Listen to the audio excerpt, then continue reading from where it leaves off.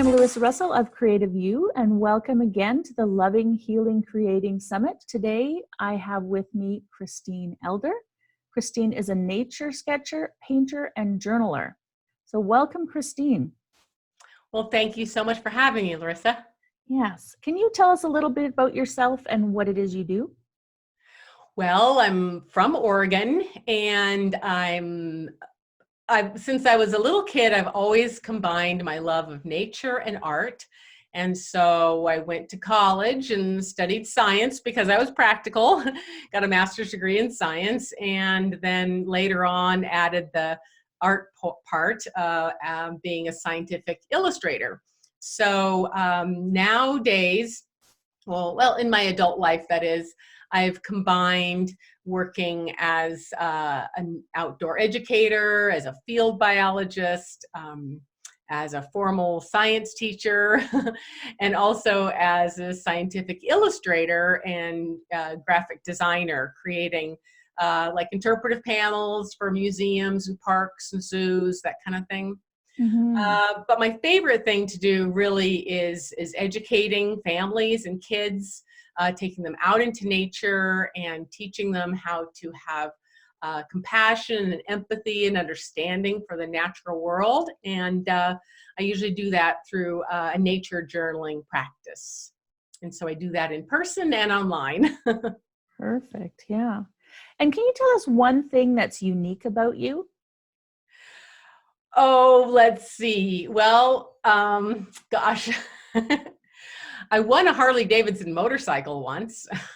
That's very cool. Did you ride it? Oh yeah, I rode it about 25,000 miles all over the place for fun, but I'm really more of a horse person. What else? I've traveled a lot. I've traveled from Alaska to Borneo to Europe and the Caribbean and South America. So I've been really lucky to see a lot of native and endangered species in their natural habitats, and that's really informed my outlook on life and my understanding of the natural world, as well as environmental problems, I'd say. And yeah, I've done some fun things like scuba diving with sharks and that kind of thing. Oh, that's exciting. So What an yeah. exciting life then. And what does healing with creativity mean to you? Well, it kind of depends on what kind of healing you're talking about. In terms of physical healing, I like to just be creative in terms of being outside and hiking and sketching and journaling, gardening and riding horses. That's creative to me.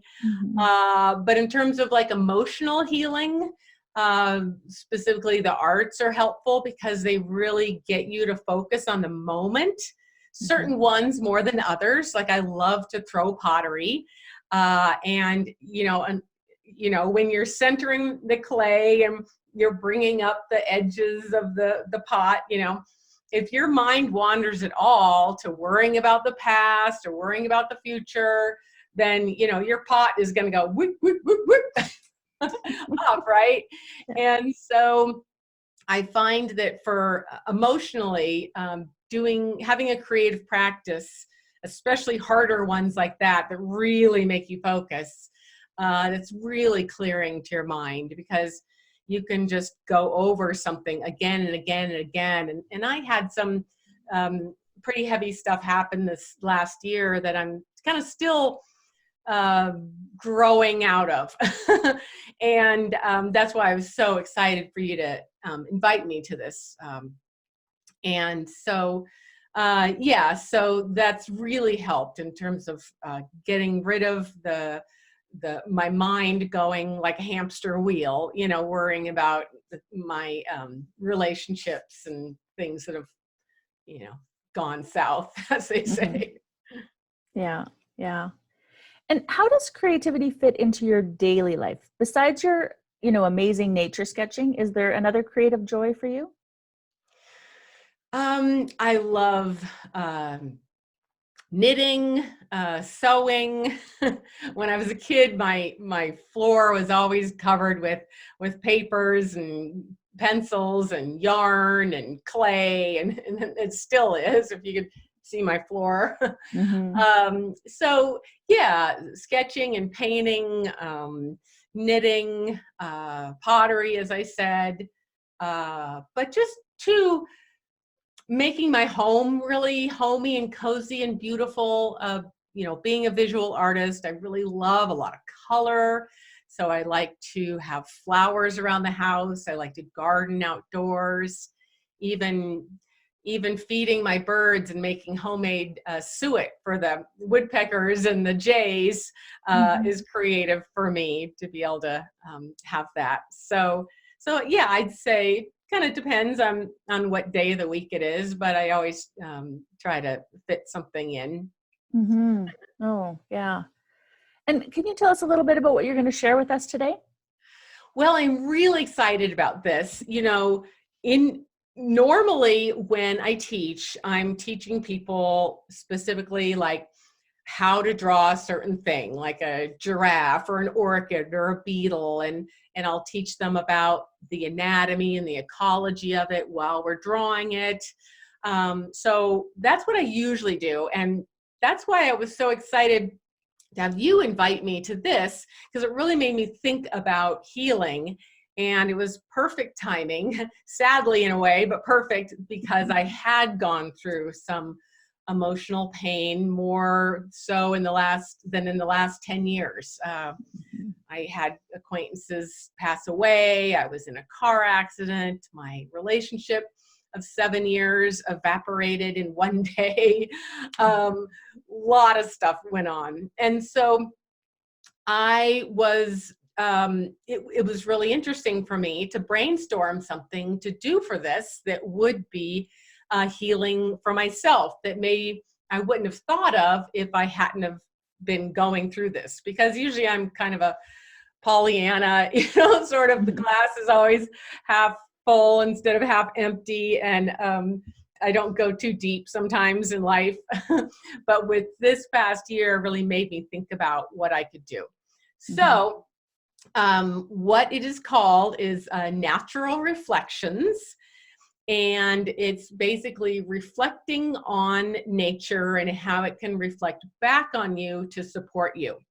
Mm-hmm. And so this is a great activity that I really enjoy. And I did it for myself back here in terms of that little vision board. And Mm-hmm. that's basically what we're going to do. And so the idea is for me to think it's to, well, let's see, how can I put it? I want people to imagine themselves in this coming year like they're in the center of a stage, supposedly, like if you've ever been to Rome or Greece and you've been to one of those temples or amphitheaters, and you're standing in the middle of it and you're the star of your coming year, right?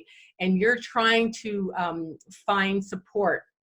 And if you look around you, you've got the columns, those marble Corinthian columns of the Roman Colosseum, right?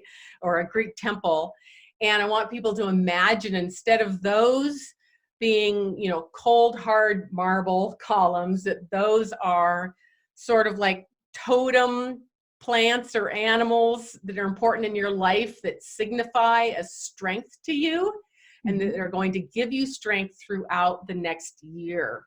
So, like, for example, if you've gone through especially physical, when we're talking about healing in this workshop, we can be thinking of emotional healing, right? Physical healing, uh, even professional healing, right? Like maybe you lost a job.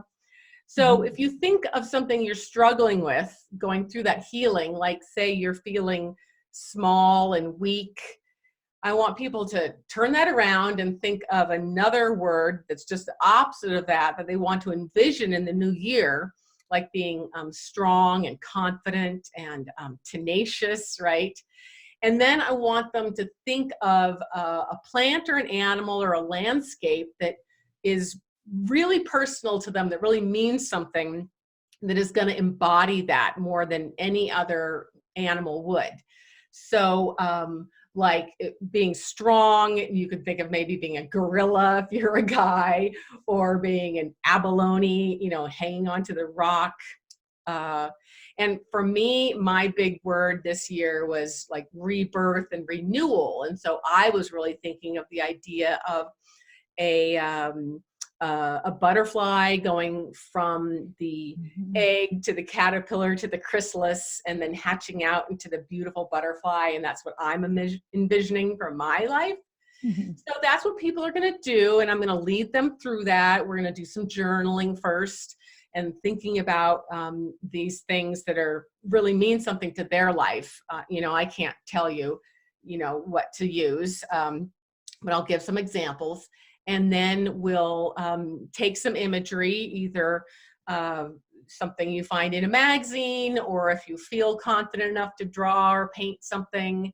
And then we'll make sort of like this, is that like a vision board kind of thing like that. They can help you in the new year, that you could do every year, or at the beginning of a new chapter in your life when you're really in the process of healing from something and wanting to envision a new future, right? So I'm going to have a really detailed video on that, and then a downloadable guide, so you'll have everything printed out and really useful for you, sitting there helping you go through the steps. And I really hope that people will enjoy it. And I think it's really great for people of all ages, including kids. Maybe kids are going through a divorce, like some friends of mine right now, and their child is really blaming himself. And so kids can have a lot of emotions too. But they're very imaginative, and they can probably imagine being strong, like a gorilla, or being heard like a howler monkey, or being, brave or poisonous like a pit viper snake. So I really encourage people to think about that they could incorporate their family, someone else in their family that could use some healing from this creative project. So I hope people really like it. Oh, that sounds amazing. And that's a really good point, to get other people involved when you're creating. It's, Yeah, it's family always members, fun. friends. Have an art party and have some popcorn or cookies and, hot tea or I love it. cider. Yeah. And And get together and create. right, yeah. That sounds amazing. So I look forward to it, and we'll meet you in there. Okay, great. See you there. All right.